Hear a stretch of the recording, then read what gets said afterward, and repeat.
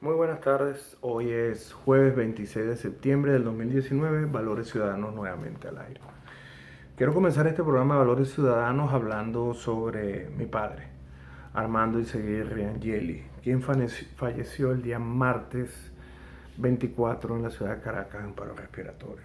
Paz a su resto, papá, que descanses y ya estés junto a mi mamá. Quiero aprovechar esta mención para desarrollar este programa en el camino de lo que hizo mi papá, no solo forjarme como ciudadano de un país, sino también la experiencia política.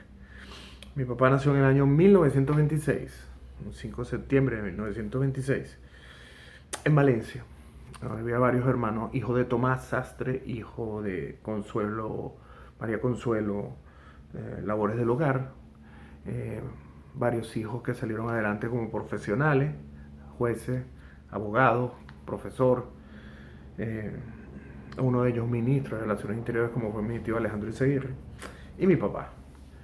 En el año 26, la tumultuosa Venezuela, que estaba tratando de salir de una Venezuela sumida en el patriarcado de un hombre como Juan Vicente Gómez, que genera que en el año 1931, mi papá con apenas 14 años, no tenía los 15 cumplidos, se fuera siguiendo los pasos de su hermano mayor Alejandro y fundara o fuera miembro de la agrupación revolucionaria de izquierda, ARDI.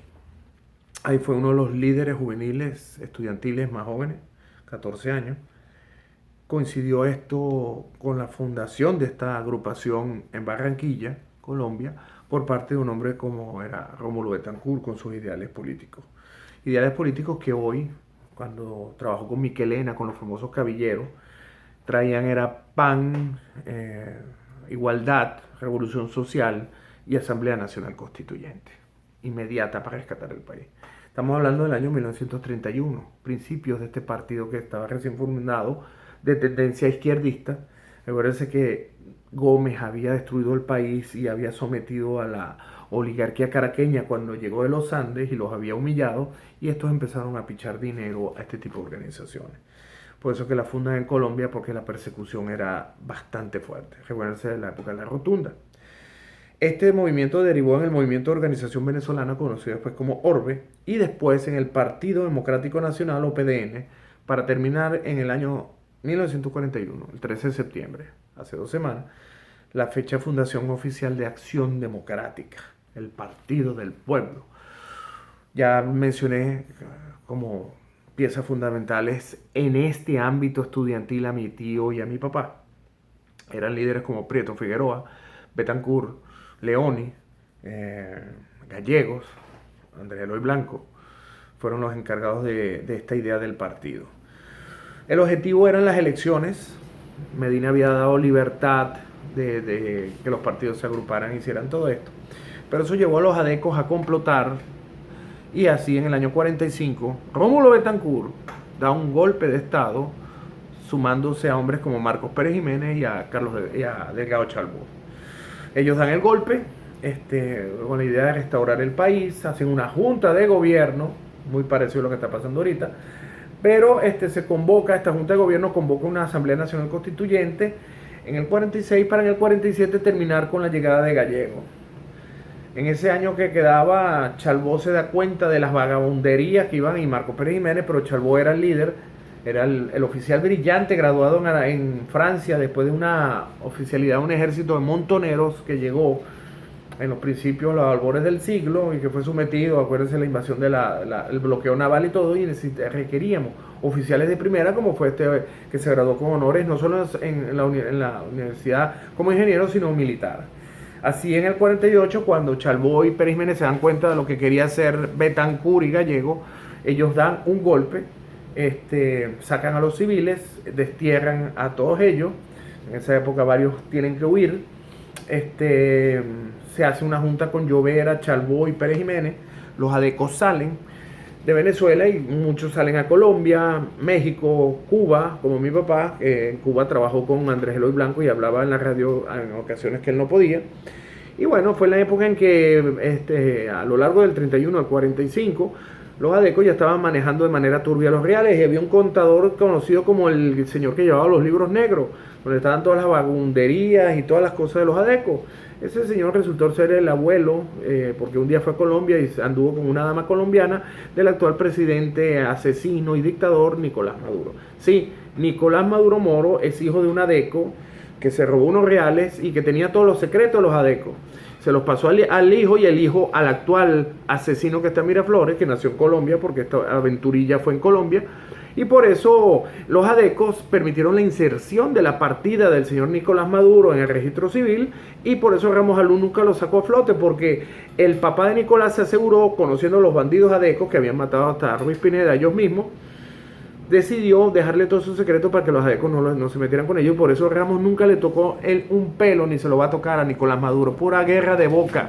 Por eso nunca tocaron el tema de la partida, porque hubiesen descubierto no solo las cuentas negras que se hubiese tirado un gentío de la historia de Acción Democrática, sino la actuación de estos conspicuos adecos que a lo largo de casi 40 años ejercieron control en los registros civiles como hoy lo hacen los cubanos.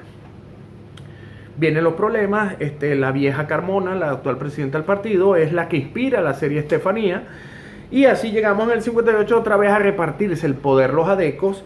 Después viene el concebido pacto Punto Fijo, Caldera, el perenne y permanente opositor de los adecos, candidato del 31 hasta el 2020 si hubiese estado vivo, y Jovito Villalba. Así se dan unas situaciones que de confrontación se producen las divisiones de Acción Democrática, los molestos, los traicionados porque eran comunistas. Me parece que la primera visita que hace fuera de Cuba cuando Fidel llega a la presidencia es a Rómulo Betancourt, que le pide dinero para derrocar a Estados Unidos. Betancourt se echa para atrás y es que se produce la traición de Betancourt a la izquierda marxista, que origina que entre los estudiantes se vayan y formen el movimiento Izquierda Revolucionaria, y uno de esos fundadores que se va en el 58 es Armando Izaguirre Angeli. De ahí se produce un enfrentamiento con su hermano. Incluso cuando Carlos Andrés gana la segunda presidencia en esa coronación, Fidel le pide a Carlos Andrés que nombre a mi papá embajador en Cuba, dada la admiración. Mi papá era muy amigo de Ortega Díaz, el último senador electo en el viejo Congreso de la Cuarta para ese cargo como comunista, pero mi tío no estuvo de acuerdo y mi papá no fue a cumplir esa labor. Luego en el 68 se divide Prieto Figueroa, y después viene los consabidos desastres de la nacionalización, el cambio de la ley de presupuesto. Ya vimos cómo los adecos empezaron a apropiarse del dinero en sus propios intereses, no solo cuando Betancourt confabula y hace el golpe con Marcos Pérez Jiménez y Chalbó, como lo hizo ahorita Zambrano con Leopoldo y estos militares, Figuera, para después entonces llegar ellos, volverse a traicionar, volverse a poner y empezar toda esta... Por eso es que cuando llega Chalbó, la Junta de Gobierno, lo primero que hace es proscribir Acción Democrática, porque ya sabía quiénes eran. Por eso Pérez Jiménez, al cual satanizaron, hasta sus últimos días siempre habló como de la peste de Acción Democrática. Lo mismo que decía mi papá. Mi papá a lo largo de mi niñez la pasamos muy mal, porque como estaba enfrentado con Acción Democrática, las oportunidades económicas no fueron las mismas. Por eso yo me crié en un barrio que es Bellavista. Y mi papá estuvo luchando. Mi mamá recibió en casa muchos guerrilleros. Cuando la dije Polo, oíamos los cuentos de niñitos de cómo los montaban en helicóptero, le cortaban las manos y los tiraban, todas las barbaridades, los asesinatos, la muerte de los Rodríguez, país portátil. La vida de uno estaba sobre eso, pero nosotros nunca creímos en ese comunismo. Más aún cuando mi padre, en uno de sus viajes, porque yo trabajando como abogados, lo que se dan era su gusto de viajar. Y dos anécdotas. La primera, cuando van al muro de Berlín, todavía existía, y creo que era, no me acuerdo quién era el presidente, el canciller, pero mi mamá y mi papá cuentan que salen del hotel, van a visitar Berlín, pasan por el muro, llegan los perros, ponen los espejos debajo de un autopullman. ¿Para qué es esto? Mi papá, qué exageración, estos países, la hermandad, todos quieren irse para allá y nadie quiere venirse para acá. Aquí era el cuento de que el comunismo era lo más bello del mundo. Y en la segunda alcabala, donde ya eran más estrictos los oficiales alemanes, los perros empiezan a morder a un señor que sale todo quemado de un brazo, me lo cuentan mi mamá y mi papá. Debajo del autobús se ve que está en el tubo de escape y empieza a correr, se sube y le disparan y lo matan en una alambrada de púas. El camión retrocede, el lío, la cuestión, todo el mundo traumatizado. Y mi mamá me cuenta que después de 3 días llorando, mi papá le dijo que ahí en Berlín había enterrado el comunismo porque era algo salvaje. A partir de ese momento mi papá no dejó sus principios, no se fue con los adecos, pero tampoco fue el comunista que él creía que era todo romántico y bello. Y la otra anécdota es que ellos nunca conocieron a Estados Unidos. En un viaje a Europa el avión se accidenta, tienen que aterrizar de emergencia, pasar la noche aquí y fueron escoltados y vigilados por el FBI en el hotel porque estaban en la lista de Hoover como comunistas. Así eran mis padres. Al final de sus días mi papá pagó las consecuencias, murió en la nopia, como diría mi hermano, murió víctima de un sistema de salud que ni siquiera cuando él nació existía, murió, le dio una ACV y le dieron una aspirina, un CDI porque no había posibilidades. El entierro eran 84 millones, el velorio, ya se imaginarán, y bueno. Creo que en sus últimos días se dio cuenta de que esta lucha para mejorar el país terminó por darle la razón y hacerlo sentir mal porque fue uno de los miembros fundadores y creadores del monstruo llamado Acción Democrática. ¿Por qué les he hecho este cuento? ¿Qué tiene que ver esto? No es que yo sea envidioso, no es que yo no quiera nada, pero esta gente como Ramos Alú, valenciano, conozco los cuentos de la época de los Cheli, de los Izaguirre, de las tribus de poder. Por cierto, mucha gente no sabe que Ramos es casado en segunda nupcia.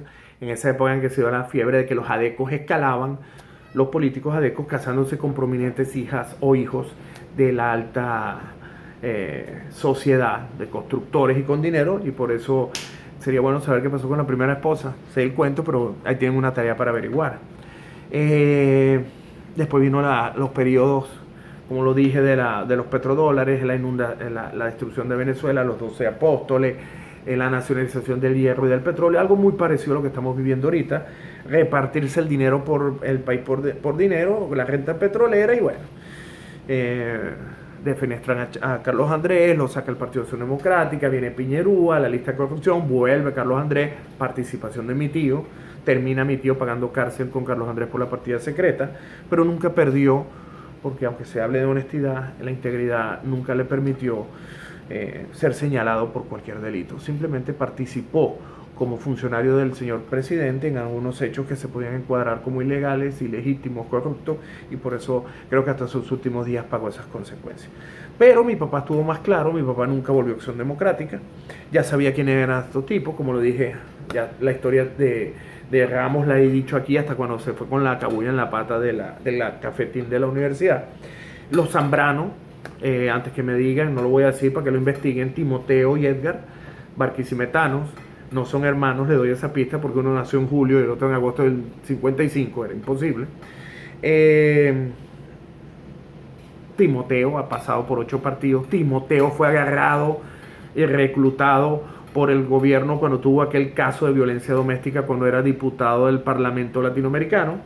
En el caso de Edgar estuvo empatado y vivió su torrido romance con Sobella Mejías, funcionaria del CNE, marxista de toda la vida, admiradora de Chávez, y me dicen que ahora ya están casados, son legítimos cónyuges. Este es el personaje que salió de la cárcel y dijo de que había que votar y que si Estados Unidos no suspendía las sanciones no le iban a dar las elecciones. Estos personajes, que por más está decir la señora Carmona, el señor Ramos Alú, la señora Carmona presidente, Ramos Alú secretario desde el año 2000, el 2020 cumple 20 años de nepotismo que ni Putin, porque Putin ponía Medvedev y él, Henry nunca ha hecho eso, tiene 20 años, los cumple el año que viene, 2020. Y en el primer vicepresidente se van a sorprender si lo buscan, es Edgar Zambrano. Entonces, este señor Edgar Zambrano no solo es el primer vicepresidente de ADE y de la Asamblea Nacional Constituyente, de la Asamblea Nacional, es el señor encargado, el cancerbero, no solo de Henry Ramos, sino de la Sobella. O sea, hay un gran paralelismo entre la mujer de Ramos, que es la de Agostino, y esta, porque tiene el poder, y entonces el escalamiento, porque Edgar está en segundas nupcias, también, qué casualidad. Y entonces ahora están trabajando porque todos estamos bien, y se reclutaron al último, que en el fondo es adeco, como lo era Chávez, era adeco. Quien me diga que en el fondo no era un adeco, está pelado. Ya vieron que Maduro, y por eso eché el cuento, tiene su raíz adeca. Entonces Juan Guaidó es el digno adeco.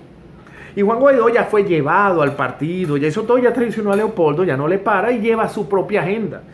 Entonces, por eso vemos, por ejemplo, que esta semana Nicolás estaba en Rusia, Diosdado estaba en Corea, Delcy estaba en Nueva York, los militares estaban todos asustados y el señor Juan Guaidó lo que hace es recibir en la Asamblea Nacional, como presidente de la Asamblea Nacional, a los opositores usurpadores de su gestión, que son los del gobierno, que están muchos de ellos en la Asamblea Nacional Constituyente y otros son ministros. No se extrañe que hasta el propio Diosdado termine siendo jefe de la bancada de la oposición, en este caso del gobierno, porque el control es de la oposición. Juego de palabras. El señor Guaidó no llamó y no dijo, vamos a buscar la oficina que me la deben y que yo dije que la iba a ir a buscar. No había nadie, no estaba ninguno, todos se habían ido y bien lejos. Imagínense que Diosdado, ¿por qué me confundiré con tanto? En la reunión con Diosdado estuvo Guaidó con Zambrano y Marrero, por eso que están pagando. El pobre Marrero creía que estaba, y él no calzaba los puntos de una deco resabiado. Lo cierto del caso es que Guaidó, en vez de llamar a la insurrección, llamar a María Corina, porque le interesa el país, y ir a tomar Miraflores mientras estos agarraban el avión de regreso, imagínense eso, y decir, si aterriza lo vamos a derribar porque he dado la orden de la Fuerza Armada. No, el señor lo que hizo fue ir a la Asamblea Nacional a dar la bienvenida, a hablar de concordia, paz y armonía. Que por cierto, criticó mucho a María Corina, aunque ella fue la que filtró la información, de que no señala al señor Guaidó y le dice que está cumpliendo. Se molestó mucho María Corina y habló pestes de él, pero nunca dijo el nombre. Nunca dijo, el señor Guaidó no nos cumplió con el cese de la usurpación. Por el contrario, la está conectando porque estos son usurpadores igual que Nicolás Maduro. Pero no pasó. No pasó. Entonces, todo este cuento viene porque esto es un teatro. El primer vicepresidente de la Asamblea que estaba y fue al golpe, es el primero que está llamando a elecciones y además es el número 2 de Henry Ramos Alú, que ya dijo en su tono muy particular que las elecciones van porque todo el mundo la quieren, ellos no, pero ellos como le siguen a la gente van a ir a elecciones. Ya por supuesto saben quiénes van a ganar esas elecciones, ya saben cómo se está cuadrando todo, ya le dieron 50 millones Estados Unidos a Guaidó, 37 se los va a dar Johnson. ¿Ustedes creen que si en 8 meses no han hecho nada, con 87, 90, redondelos a 100 millones, ellos van a hacer algo por Venezuela? Están mejor que nunca, no tienen contralor, lo que yo siempre he pedido. ¿Quién les vigila lo que ellos hacen? ¿Quién? Estados Unidos no tiene competencia, Estados Unidos y Gran Bretaña le dan el dinero. ¿Quién audita ese dinero? La Fuerza Popular de Venezuela. Ahora les pregunto, ¿ya enchufaron a Pizarro? Al amigo de zurda conducta, al que habló mal de Bolsonaro, al tipo que es hijo de chilenos de los de Allende, que son los peores y por eso mataron a Allende. Por eso Chile es hoy lo que es, porque llegó un Pinochet y no perdonó a nadie, como quería hacer al final Pérez Jiménez, pero los intereses mundiales económicos tuvieron preeminencia y ya tenemos al país que tenemos, lo destruyeron y la mejor manera era corrompiendo, que ya estaban dañados, a los políticos que venían. Esa es la historia de Venezuela. Yo no estoy inventando y aprovecho para tocarla porque no es que me lo contaron, yo soy parte, y acuérdense que yo rompí esa carta. Yo participé con adecos que conocí, algunos muy valiosos, y el último ejemplo murió en esto hace poco, mucha gente lo critica, pero Lewis Pérez fue, por cierto, el último secretario general antes que se impusiera el nepotismo y el yugo de Ramos Alú, y él tenía la Fundación Raúl Leoni donde escuchaba a todo el mundo. Por cierto, iniciativa que creo que está siguiendo Daniel, su hijo, al cual le mando un saludo, lo aplaudo, porque esa política de inclusión que había en la Fundación Raúl Leoni es lo que dio inicio a este tipo de gestiones donde están todos los partidos y donde ya los adecos no pueden hacer lo que hacían, y el ejemplo está en que Ramos ha querido ser candidato y no lo han dejado porque no tiene la altura. Por eso le decía, Betancur le decía el doctorcito, el bachiller, porque él nunca fue nadie. Cuando mueren todos estos grandes o se van, acuérdense que Betancur muere en el exilio. Cuando todos estos se van y Carlos Andrés está en Sutton Place muriéndose, después es que surge la figura apoteósica de Ramos Alú. Él no podía ni con Canachemata.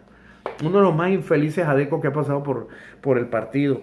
Así que este cuento es porque no es que yo sea pitonizo, conspicuo, que yo estoy con Maduro. Señores, esta es la gran desgracia de Venezuela, y lo decía Arturo Urra Pietri, lo decía todo el mundo. La peor desgracia de este país han sido los adecos. Y tenemos que cerrarle el paso, pero no va a pasar. Va a haber elecciones, van a llegar, Henry va a ser proclamado como héroe, van a seguir metiendo la vaina, van a seguir jodiendo el país hasta que lleguemos y hagamos algo. Y en ese sentido yo lo voy a empezar a hacer. Ya mi oportunidad pasó, yo no quiero seguir como estuvo mi papá toda la vida rumiando una tristeza, un dolor por no conseguir los objetivos, porque murió peor de lo que vivió con un país dominado por los adecos. Me imagino que al final también eso le causó una gran tristeza en la muerte. Y pienso que el venezolano no va a aprender hasta que vivamos, porque lo vamos a vivir. Vienen cosas peores que las que hemos vivido. Y estos tipos, Guaidó, Manuel Rosales, los Zambrano, todos los que tengan etiqueta de adeco, hayan coqueteado, porque eran adecos contra Carlos Andrés. Copey nunca existió. Copey era una entelequia. Copey nunca existió. Copey era lo que decía, y por eso Caldera era candidato del 31, y si tú eras vivo sería candidato en el 2020 el año que viene. Pero los adecos sí fueron más organizados, sí permearon todo. Cuando perdieron una elección tenían la mayoría en la asamblea y destruyeron el país. Lo destruyeron y lo van a volver a destruir, y van a jugar con los militares, y van a jugar con la gente y los empresarios, y lo van a volver a destruir. Pero cuando eso ocurra, mi idea como abogado es aportar soluciones. Y la solución es, por ejemplo, entre algunas cosas que he pensado hace tiempo, preparar un sistema de justicia que valga. Implantar la pena de muerte, hacer como una especie de tarifa, como hacen aquí en Estados Unidos, un barómetro donde diga, se robó tanto, era del gobierno, estaba encargado el Ministerio de las Medicinas, era el presidente de la República. Entonces eso le da méritos para ser objeto de la pena capital. Entonces, el que pase de 90 a 100, pena capital, sin apelación. No, que los derechos humanos, y con carácter retroactivo, porque lo que vamos a vivir en el futuro y lo que estamos viendo es producto de los 22 años de los chavistas maduristas. Estamos hablando de casi 30 años de los adecos chavistas maduristas. Para mí los copellanos no existen, y murió Caldera y más nunca volvieron. Entonces, a estos tipos son los que tenemos que rasparle la cabeza. Y les voy a dar un ejemplo. Roy Chatterton, que hoy dice lo de la bala, fue uno de los, y lo leí en la biblioteca de la OEA, cómo jalaba bola cuando lo nombraron en la 4ª embajador en la OEA. Y ustedes lo leen y dicen, entonces yo le dije por cierto una copia al Magro para que vieran lo arrastrados que son estos políticos. Arreaza, más allá de todo, los papás eran, y tuvo beca porque era la mariscal de Ayacucho. Todos estos elementos dañados, salvo los de nueva data, que son resentidos sociales, todos son de origen adeco, todos.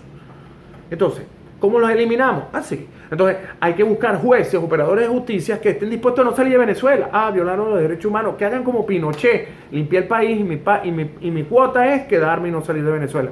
Y hasta para eso yo me ofrezco. Y yo no tengo nada que hacer, yo tengo que recuperar ese país para mis futuros descendientes. Así tenga que quedarme adentro, 15, 50 jueces y fiscales idóneos, que no solo les impongan la pena capital, sino que también les expropien los bienes, incluso los familiares entre el segundo de consanguinidad y el tercero de afinidad, sin juicio debido ni nada. Todos, porque ese dinero tiene que ir a un pote para salvar a la gente en Venezuela.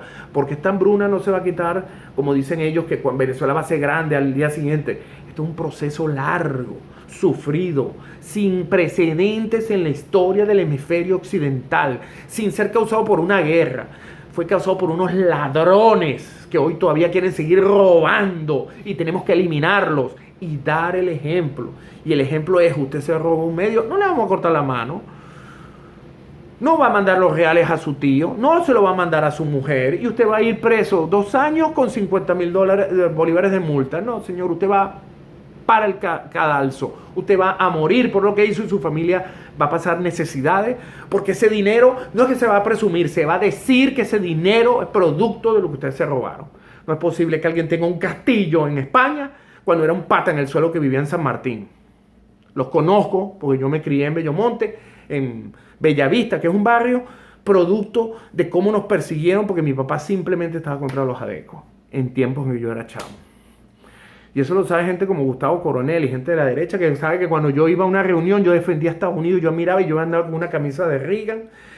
Fui uno de los que brincó cuando hicieron lo de Granada, feliz cuando la Thatcher eliminó a los argentinos y cambió ese país, porque ya los militares en Argentina más nunca fueron lo mismo. Y esa es mi tendencia, y creo que por eso el destino me trajo a Estados Unidos. Pienso que la única solución es el capitalismo de la derecha. Mi papá me lo dijo, mi papá fundador de este monstruo que hoy destruye Venezuela, lo negó después que lo vio en Berlín, y más nunca fue comunista. Así que lo que nos queda es aportar lo que podemos como abogados, dejar de hablar, porque ya hay habladores, hay por millones. Ya yo no estoy dispuesto a seguir que me insulten, que me digan 3 o 4 cosas porque yo estoy con Maduro y me está pagando el G2. No me interesa. Voy a empezar a hacer una labor y quedará solo Valores Ciudadanos para fomentar esto, que incluso Arturo Urrapietri, repito, lo dijo, que la peor plaga había sido los adecos y el oro negro, el petróleo. En ese mismo sentido, coincidieron perfectamente en el tiempo y los adecos fueron los que destruyeron con ese petróleo a Venezuela. Y lo van a seguir destruyendo si los dejamos, y los vamos a dejar, porque como lo dije hace un año y hace 3 meses, vamos a elecciones y viene algo peor todavía que Nicolás Maduro. Estamos en contacto.